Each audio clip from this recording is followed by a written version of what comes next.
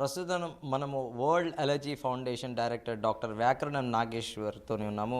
So doctor గారి మాటల్లో అడిగి తెలుసుకుందాము. ఈరోజు సెంచూరియన్ యూనివర్సిటీతోని మెమరాండమ్ ఆఫ్ అండర్స్టాండింగ్ అనే ఒక ఒప్పందాన్ని కూడా కుదుర్చుకున్నారు.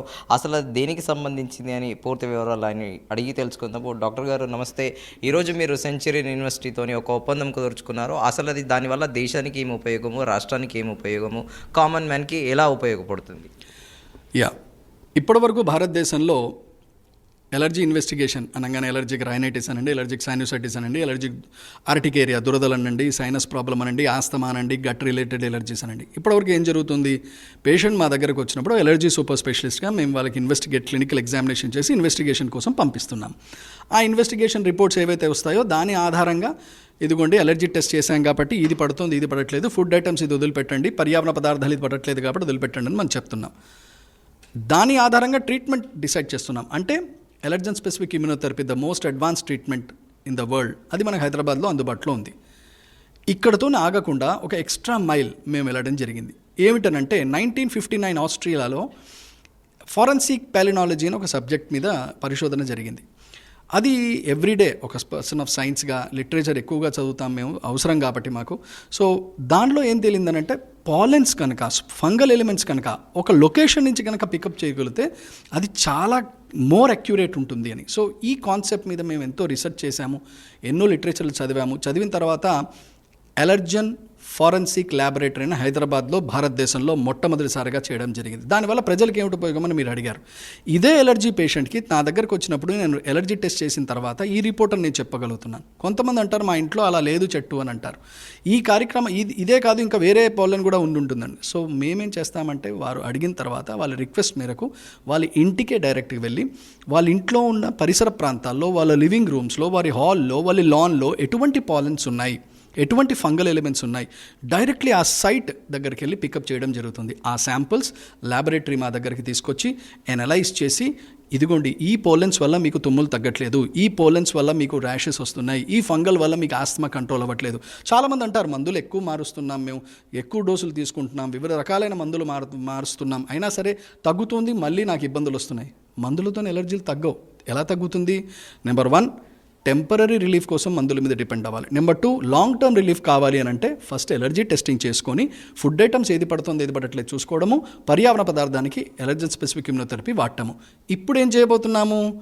వాళ్ళ ఇంటికే వెళ్ళి, అంటే ఫారెన్సిక్ లెవెల్లో అదే గైడ్లైన్స్ ఫాలో చేసి పికప్ చేసి శాంపుల్ని రిపోర్ట్ ఇస్తాం. దానివల్ల ఈ పోలన్ వల్ల, ఈ ఫంగస్ వల్ల నా ఇంట్లో ఉందని నాకు తెలియదు కాబట్టి అది తెలిసిన తర్వాత దాన్ని నేను ఎలా అవాయిడ్ చేయాలని ప్రతి పేషెంట్కి ఒక అడ్వాంటేజ్ ఉంటుంది. దిస్ ఈజ్ అప్రూవ్డ్ లిటరేచర్లో ఉంది కాబట్టి we are making it as a practice. Number 2, forensic ఇన్వెస్టిగేషన్స్లో కూడా చాలా ఉపయోగపడుతుంది. ఎగ్జాక్ట్లీ అదే అడుగుదాం అనుకుంటున్నాను. ఈ ఫారెన్సిక్ ఇన్వెస్టిగేషన్ మీరు బేక డాక్టర్, సో గవర్నమెంట్తో కూడా ఖచ్చితంగా అసోసియేట్ అవ్వాల్సి ఉంటుంది. సో పోలీస్ డిపార్ట్మెంట్ అంటే ఎస్పెషల్లీ సిఐడి కానీ వాళ్ళ అధికారులు ఎవరైనా మీకు సహకరిస్తారని చెప్పారు.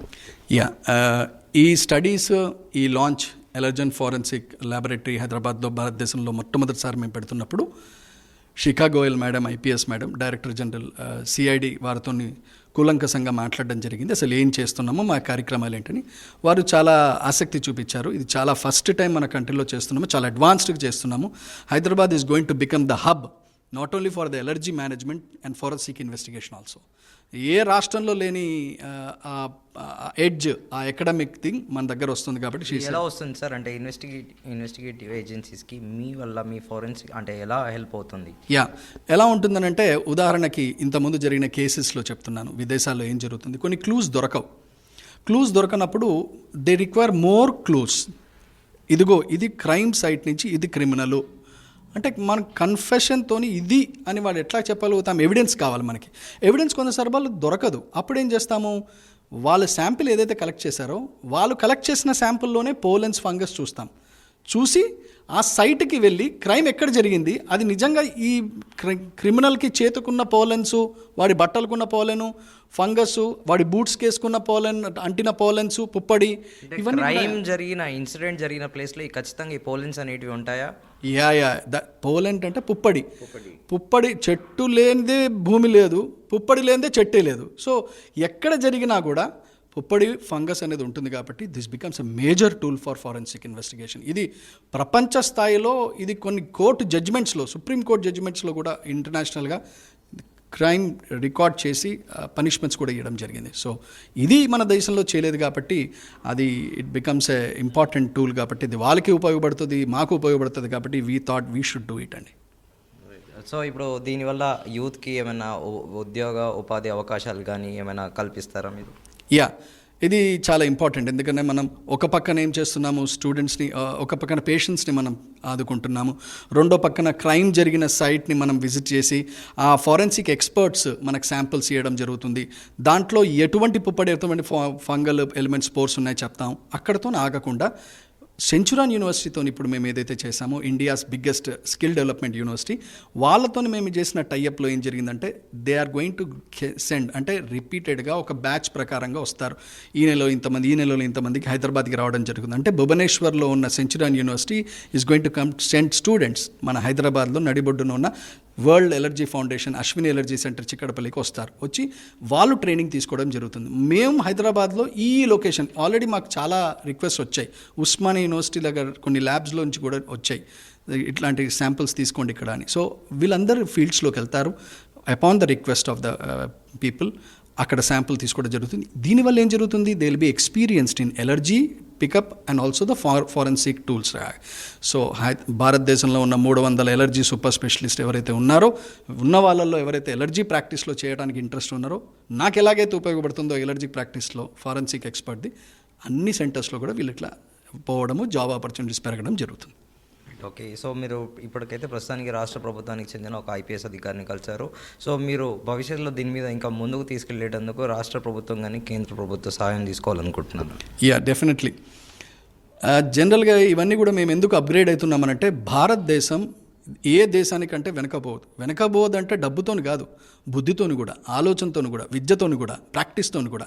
సో అది మేము ఇంప్లిమెంట్ చేస్తున్నాం. అందుట్లో Hyderabad is going to become the pioneer, is the hub for allergy practice, allergy patients and also the forensic experts.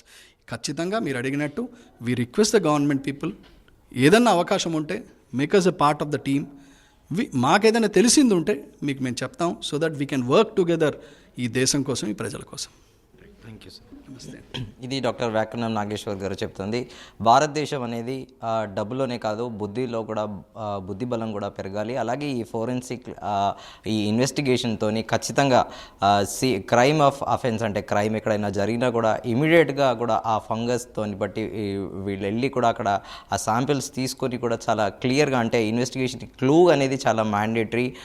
So ఈ నేపథ్యంలో ఖచ్చితంగా ఇది ఇటు పోలీస్ డిపార్ట్మెంట్కి కూడా చాలా హెల్ప్ అవుతుందని షికాగో ఐపీఎస్ అధికారి కూడా చెప్పారు. సో ప్రస్తుతము విద్యతో పాటు ఉపాధి ఉద్యోగ అవకాశాలు కూడా వీటి వల్ల, ఈ ఫోరెన్సిక్ ల్యాబ్ వల్ల వస్తాయంటూ కూడా డాక్టర్ వ్యాకరణం నాగేశ్వర్ చెప్తున్నారు. వీడియో జర్నలిస్ట్ దినేష్తో శ్రీచరణ్, హైదరాబాద్.